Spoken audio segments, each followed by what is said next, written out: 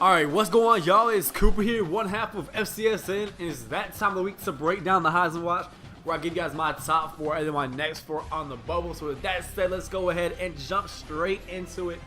At the number 4 overall spot, I've got Trevon Boykin of TCU. Been putting up big time numbers. He had a huge game against Kansas State, which really skyrocketed his stock in my opinion. When I had him on the Heisman Watch, I just didn't have him in my top 4. I had him like around 6, 7. In that range, and then he went out versus Kansas State, and he just made a statement. That was a top 10 matchup, and that's what you got to do to put yourself in Heisman contention. You got to make big plays in big games and help your team win games, and they won that game. And then they went out and played Kansas this past week. Wasn't the greatest game, but they got the job done. And I have it number 4 overall in my Heisman Watch. At number 3 spot, this guy, I had him as a leader because he was the reason Mississippi State was so successful. He was making big time plays when they needed him most. And he was the number 1 team in the country, but because Dak Prescott and Mississippi State fell to Alabama, I'm not going to drop Dak Prescott too far, but he's not number 1 anymore. I have it number 3 overall spot. Has a chance to work his way up there, maybe if they continue to win. I mean, maybe they get to that SEC championship. He may work back toward the top, but right now, he's on the outside looking in. Number 2 overall spot, I've got Melvin Gordon, and man, did this kid had himself a day. Broke the NCAA record for rushing yards. And he, add that on top of that, he's had a great season overall. Been dominant week in and week out. The only thing that really hurts him is that Wisconsin's lost 2 games.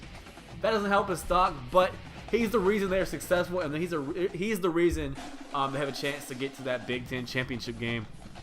And if he continues this up, I definitely see him contending for the top 2 Heisman spot. I have him behind Marcus Mariota at number 1. Marcus Mariota put himself in the Heisman by not playing over the weekend. They had a bye week, and Dak Prescott, excuse me, basically played himself out of it. He did not play well versus Alabama at all through 3 interceptions. And Marcus Mariota, like I said, had the bye week, and Dak Prescott just didn't do what he needed to do. Marcus Mariota took over, and he was playing good before that anyway. Like I said in my previous video, he's starting to close in. Marcus Mariota was playing well. And his overall resume is very, very impressive. So that's my top 4. Go ahead and leave your top 4 down in that comment section below. And with that said, I'm going to go ahead and jump into the next 4 I have on the bubble. Alright, so here are my next 4 overall on the bubble.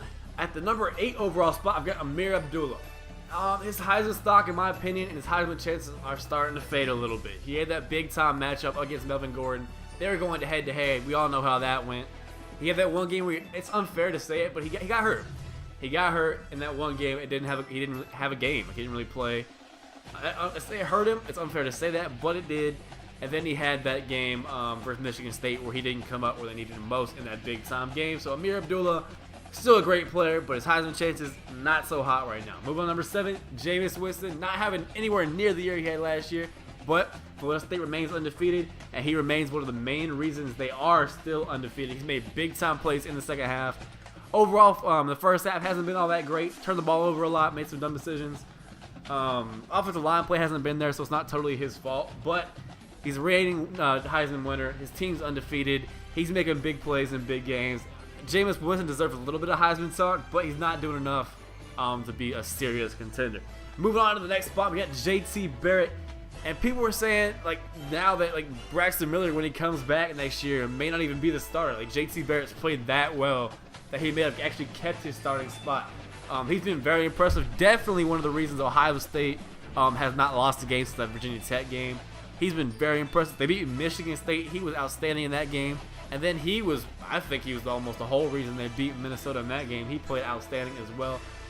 Phenomenal player, and he's moving up. If Ohio State continues to win, this JT Barrett kid is going to keep on moving up. At number 5 overall spot, I got Amari Cooper. What can you say? The guy could, I think he counts for like 50% of all about Alabama's receiving yards. Dude is a beast. Without him, who knows where they'd be. They're a complete team, but the offense, they rely on Amari Cooper, and he steps up to the table week in and week out, making big time plays, scoring touchdowns, and just getting his offense down the field. Have Amari Cooper at number 5 overall spot. Like I said before, leave your top 4 in the comment section below, as anybody I may be sleeping on. Like the video if you enjoy it, subscribe for more videos like this, and then including predictions, college football playoff updates, breaking news, and stuff like that. Follow me on Twitter at CooperFCSN. This is Cooper, signing out.